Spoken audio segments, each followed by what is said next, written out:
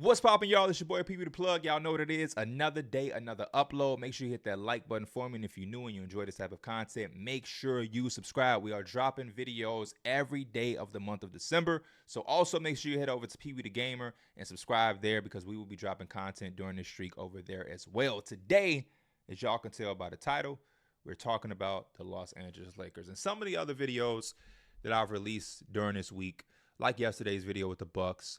We've kind of went into detail with certain things. We talked about the stats and deep analytics and what they're shooting from the corners at 55% three-point shooter from the corner. You got Taurean Prince shooting like this, and Gary Trent doing this, and this is where they are points per possession and isolate. We don't have to do all of that for the Lakers. It's very simple when it comes to the Lakers. They are 2-6 in their last 8 games. They're not playing very inspiring and motivating basketball. JJ Redick is highly upset right now. He called last night's performance embarrassing. He said there needs to be some ownership and that they can't follow even simple like game plan stuff.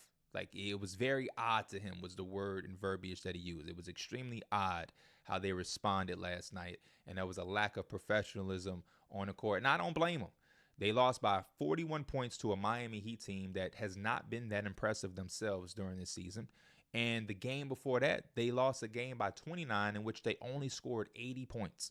In 2024, pretty much 2025, they scored 80 points in a professional game. This is a team that is still 12-10, ninth out west with a lot of basketball to play.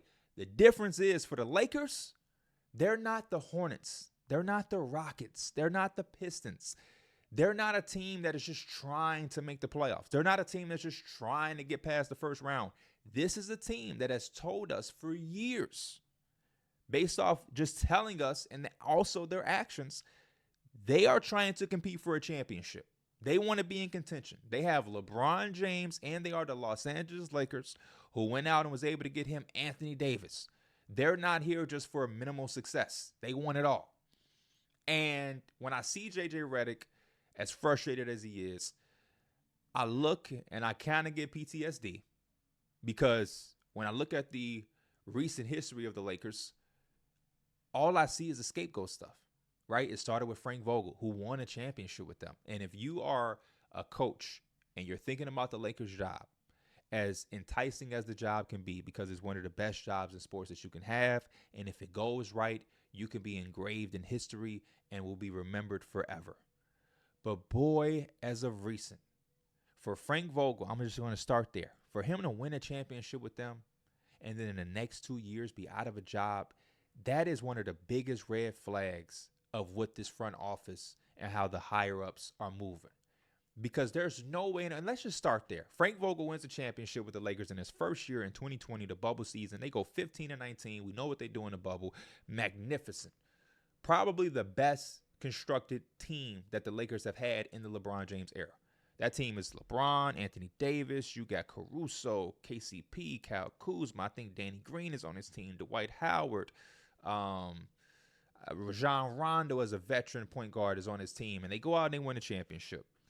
The following year, you have a little bit of lack of success. You lose in the first round to the Phoenix Suns based off the fact that LeBron and Anthony Davis missed a lot of games that year. They missed a lot of time. They come off a championship high. Anthony Davis couldn't even stay healthy for the playoff series. He basically misses the last 2 games of that series, and the Suns win in 6, and they ultimately go off to go to the finals and play against the Milwaukee Bucks, in which they lose. The following year, the same thing happens, but worse. Anthony Davis and LeBron miss more time, and you only win 33 games. You go 33-49. You don't sniff the playoffs. And when you look at that roster, y'all, and I would encourage y'all to do so in your spare time, that 33-49 roster is atrocious. And it's so bad that it makes me wonder, what did Rob Pelinka or Jeanie Buss or anybody that has power in the Lakers organization up top, what the hell did they expect? When they look and they see 33-49, did they really say to themselves, man, Frank Vogel got to go? Because let's take a look at the roster, y'all. Y'all sit with me, and I actually have it in front of me. Let's look at. I want y'all to really lock in and listen to some of these names, and I'm also tell you the games played. Right. So LeBron played 56 games. Anthony Davis played 40. Russell Westbrook played 78 games. 78 games. Malik Monk played 76. This is the Malik Monk year where he bet on himself and he left Charlotte. He played 76 games. Carmelo Anthony, at age 37, played 69 games. 69. He was one of your leading scorers. Once LeBron and Anthony Davis went down, this was a guy that you relied on, 37-year-old Carmelo Anthony. And I love Melo, and he had some moments for this Lakers team. He sure did. But at 37, it is so tough to be saying we're counting on the Carmelo. This team also had IT. IT played 4 games for this team. IT, Isaiah Thomas. You have at 31-year-old Avery Bradley, 36-year-old Trevor Ariza played 24 games, 34-year-old Wayne Ellington played 43 games, DJ Augustine at 34 played 21 games, Dwight Howard at 36 played 60 games, Rajon Rondo at 35 played 18 games, Kim Bazemore at 32 played 39 games, DeAndre Jordan at fucking 33 played 32 games and started 19 of them for the Lakers in this season. And somehow the front office walked away from this and said, Frank Vogel, he gotta go. That was the first sign right there. That was the first sign. And then to get to this point, we also skip over the fact that, hey, they won a championship, then had a down year, disappointing year. And you know what they said? They didn't say, oh, man, maybe we just got to get healthy. Maybe we'll bounce back. And as long as we have Anthony Davis and LeBron James on the floor, we'll be good. No, that's not what they did. They said, we need a star. We need a star so bad it don't matter if he fits or not. We just need a star. We need a name. So let's trade some of our best role players that were like prominent figures in us winning a championship, and let's trade them for Russell Westbrook. Let's go get Russell Westbrook. And no shot at Russell Westbrook at all. But I remember the conversation when this trade happened. It was like, this is interesting. And because a lot of people like Russ, it's like, hey, I want to see this. But then it was like, hold up. Also, you got Russ, Bron, and AD on the floor together. How the hell is that going to work? So when Bron has the ball, Russ is a floor spacer. When Russ has the ball, Bron is going to sit and be a floor spacer. This ain't really making too much sense. This is 2 + 2 = 6. What are the Lakers doing? I'm saying all of this to say, I don't want to hear shit about what JJ Redick is doing. I don't want to hear shit about 27th in defense right now. I don't want to hear 13th and off. I don't want to hear any of that. It is time to take a look at the front office. Rob Pelinka, what are you doing and how are you going to fix it? The time is running out. The time is running out. LeBron James is at the end, right? What is LeBron? LeBron is officially now 40 years old, right? Is LeBron officially 40 years old? He just had a birthday, or his birthday is approaching, right? December. So, yeah, LeBron is about to be 40 in a couple of weeks. LeBron has been in the NBA long enough to see his head coach get drafted and retire, and he's still playing. LeBron is old enough to come into the league, have a son, and then play with his son on the same team. And y'all are still asking him to be an all-NBA level player on a night-in, night basis.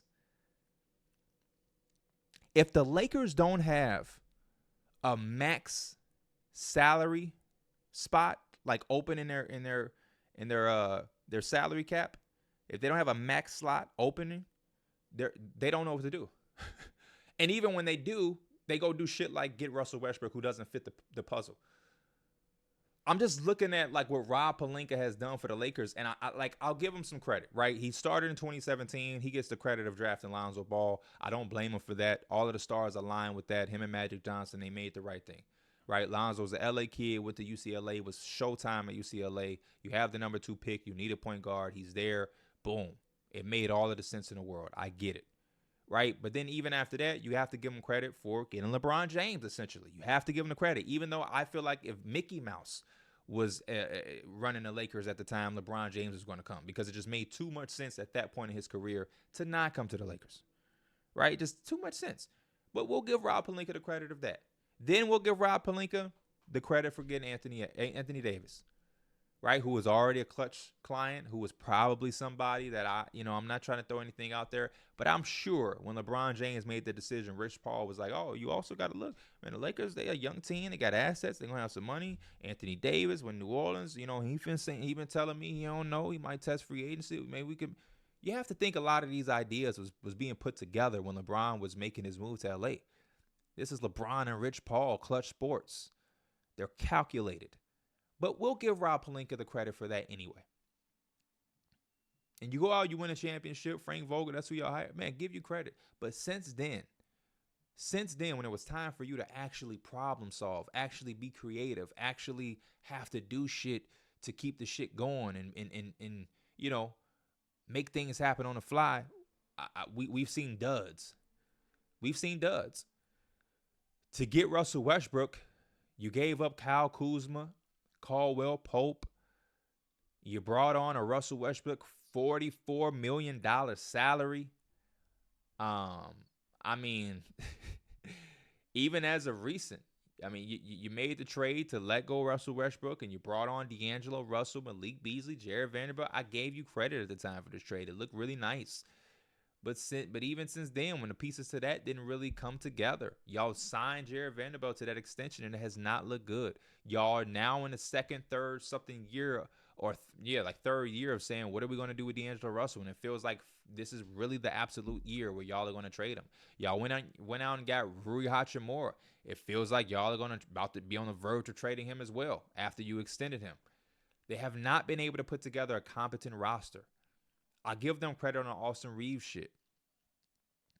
Austin Reeves was like their little diamond in the rough that they found, and they made a rotational player. Those are the type of plays and moves that you're supposed to make to be savvy and creative to keep together a championship contending team.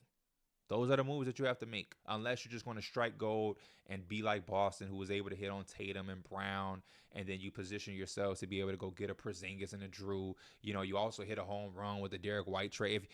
Some shit like that happens. Brad Stevens has been running circles around the NBA.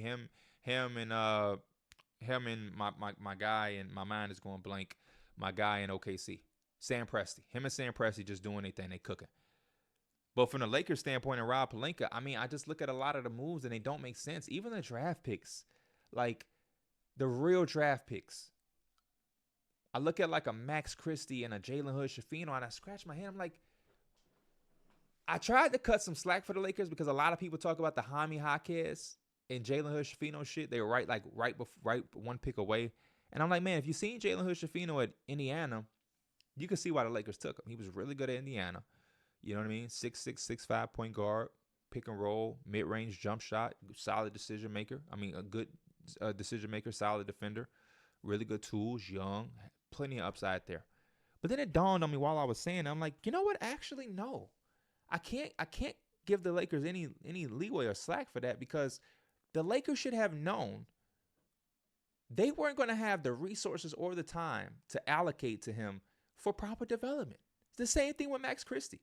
These are two one-and-done guys that y'all know damn well y'all were not going to be able to develop because you have a LeBron James-led team that is trying to compete. There's a reason why Austin Reeves was able to have success. There's a reason why we're seeing Dalton Knecht have a success right now with the Lakers. They're older players who came out of college without needing super amounts of development because they had already played so much basketball at the amateur level. They already did that. So it's a lot easier of a transition. They already have their grown man bodies. You know what I mean? They already know their strengths and their weaknesses. When you bring in a Jalen Hood-Schifino, a 19-year-old teenager out of college who only played 1 year, he's still clay. You still have to mold him. He's still trying to figure out what is his biggest strength, what is his biggest weakness.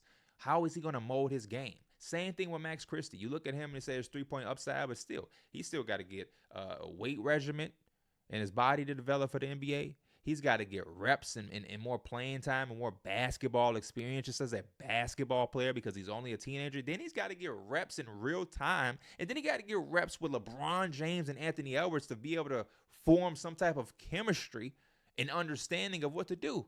That's a lot of attention that you're allocating to development that they just don't fucking think of. So, yeah, they don't go for a Jaime Jaquez who would have been perfect, just like a Dalton Connect or an Austin Reeves, because he already played X amount of basketball at the amateur level. He wouldn't require so much time being allocated to his development. I look around the league and I look at teams like a Miami Heat, who always seems to find a guy. They always have like a Hayward Highsmith or a Gabe Vincent just pop up out of nowhere and be in their rotation. And then the Lakers are the team that, instead of finding the Gabe Vincent, they look at what the Heat do and say, hey, here's a contract. Come play with us. And then the player can't meet that expectation of the contract you gave them because maybe they probably weren't that good to begin with. They were just in a right system, who knew what they were, who identified the talent and put that talent in a specific situation to be at its fullest potential and be as effective as they can be to extract the most amount of value. So the Heat historically have had guys during their runs of success outplay their contracts. The Lakers have a bunch of guys where you look at the contract, it's like, damn, he's making how much? He had how many years in his deal? How many more years we got until we can let him go or we can trade his? That's the Lakers theme store. I look at a team like the Grizzlies, who during this upload streak of December, I'm going to give them a video about their development and their eye for talent. Because the Grizzlies, they have so many guys, I can't even name them off the top of my head. Luckily, you strike gold with Ja Morant, Jaren Jackson. Those are top 10 lottery picks. Great job. But the reason they are where they are is the Desmond Bane picks at 30. It's the Santi Aldama pick in the 20s. It's the Brandon Clark pick. It's being able to identify Scottie Pippen Jr., who, newsflash, who was a Laker. He was a Laker. It's being able to identify those guys, even the Jalen Wells and the Jake LaRavias and the G.G. Jacksons and Vince Williams Jr.'s, and not only identifying them, but understanding how to develop them. And once they are getting the reps of development, where to put them on the floor and how to give them confidence and understand exactly what their role is. The Lakers have missed out on all of that for years. So now again, when the Lakers are in a position to not be able to have $45 million in cap space to just go sign people, they're fucked. They can't just go out and say, hey, you know what? Jimmy Butler's going to be a free agent next year. We'll just holler at Jimmy. Let's just try to get Kyrie away from the Mavericks. Or Kyrie don't want to be with the Nets. Let's just try to. When they can't do that, there's no creativity at all. At all. So now, here we are, 12-10, 9th in the West, 2-6 over the last 8 games. Anthony Davis came out like a rock star playing MVP-level basketball. Last 8 games or so has not looked like that at all. And you're still finding yourself relying on a 40-year-old LeBron James to not just be good. You're still relying on him to be great for 82 games just for you to get into the playoffs at a comfortable enough spot. You still, in all of these years, have not been able to find the middle ground player between Anthony Davis and LeBron James. And you're going to have to hope at the deadline that you're able to figure out some type of move to maneuver to make this happen. And if I am under the belief of what I believe, I don't think that's going to be able to happen. Unless you're going to forego or mortgage the little bit of a future that you do have, which is 2029 first round pick, a 2031 first round pick, where LeBron James will definitely not be on this team, and there's no telling what team is going to be left. There's no idea what the status of the Lakers will be in 2029 or 2031. So you're going to have to ask yourself at the deadline, and it sucks for the future of the Lakers because Rob Pelinka, he might not give a damn because in his mind, I might not be here either. So I'm going to do whatever I can to save my job. So he may go out and do a damn trade for Brandon Ingram on the last year of his deal, who, again, I don't know. I love Brandon Ingram, but I don't know how much of a fit he is back in L.A. with this team. They might mortgage some of that, the rest of the future that they do have, just to try. And that's going to be super unfortunate for the next person that has to come in and take this job. Same thing with Chicago. You would have to ask yourself, Zach LaVine, he does on paper and the way he's playing and shooting the bat. Zach LaVine seems like a phenomenal bridge between Anthony Davis and LeBron. He can play with both of them when they are playing and at their fullest strength. In a playoff series, he's going to be good. He's another shot creator. But even when LeBron wants to coast or take it easy on a night, Zach LaVine could definitely go out there and carry the charge for your team on any given night and still keep you afloat. But you're going to have to ask yourself, is adding Zach LaVine that much of an upside pickup to compete for the ultimate goal, which is the championship? Because if we don't have the confidence that is, why even mortgage the rest of the little bit of a future that we do have? Back at square one. But hey, let the Lakers tell it. Everything is cool. Everything is copacetic. And it'll probably be a JJ Redick problem. And that's one of the biggest things that I'm hoping we don't hear. I'm hoping we don't see. And the more and more of a hole they dig themselves into, the more and more further they're going to push themselves away from being able to be the team that I and the rest of y'all have grown and known the Lakers to be, which is a winning organization who's always going to find a way to be at the top of the conference competing for championships year in and year out. My entire childhood, when they were led by Kobe Bryant and coached by Phil Jackson and ran by Mitch Kupchak, that was a standard, and that's what it was. And even in those down years with Kobe after the trade with Shaq, that was not. It didn't take long for that to go right back into winning. You had a couple down years with Kwame and Smush Parker and the early phases of Caron Butler and Lamar Odom, and then right after that, Pau Gasol, Andrew Bynum, and you're right back in the mix of things. You're right back in the thick of competing for a championship, and you're a finals away from three-peating, like you did with Shaq. That's how the Lakers have always been. So when you win in 2020 in a bubble, even after those down years, in our mind, we're accustomed to the Lakers pivoting, making smart moves, and position themselves to be able to then compete for championships again. But they've fallen short. And after this last free agency, where a guy like Klay Thompson, whose dad played for the team and tried to convince him to go, even he's like, man, I'm good staying away from that shit. That's how y'all are being looked at. The appeal of what the Lakers used to be is now like leaving in this new generation, to the point where a guy whose dad played with y'all and his dad is vocal about him wanting to be there, he's from there. I'm good. I'm going to Dallas. Y'all let me know how y'all feeling in the comments, especially if you are a Laker fan. I know y'all are going through it. I had a feeling this was going to be the result of this year. Well, I know a lot of people are Laker haters, but even just the whole ordeal with how they're handling Bronny and everything, you could just see that this was not a year that they were really trying to take serious. They could tell us that all they want, but the actions always speak louder than words, and their actions have not been, we want to win a championship. They're just saying it because it's always been their standard and it sounds good, but the actions do not match. Hopefully they have a good run, because that's been them this season. Win 6 out of 7 and lose 6 out of 7. We will see. But again, let me know how y'all feel. I'll see y'all tomorrow. I'm out. Peace.